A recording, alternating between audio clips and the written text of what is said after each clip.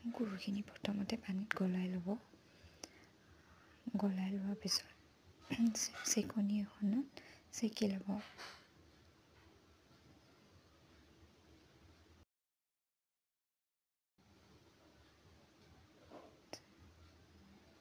এয়া চাওক, মই চেকি ল'লোঁ চেকনি দি।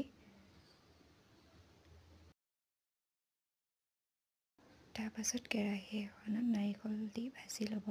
নাৰিকলখিনি ভজাৰ পাছত ইলাচি গুড়ি অকণমান দি ল'ব আৰু নাৰিকলত সেই গুড় পানীখিনি মিশ্ৰণ কৰি ভাজি থাকিব।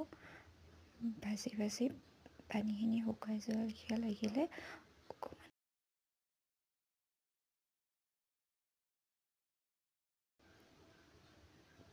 পানীখিনি শুকাই গ'ল আৰু মই হাতেৰে অকণমান লাড়ু বনাই চালোঁ।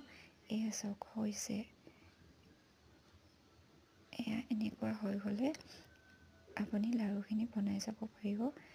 বনাই চাব, এইটো বহুত টেষ্টি হয় খাবলৈ।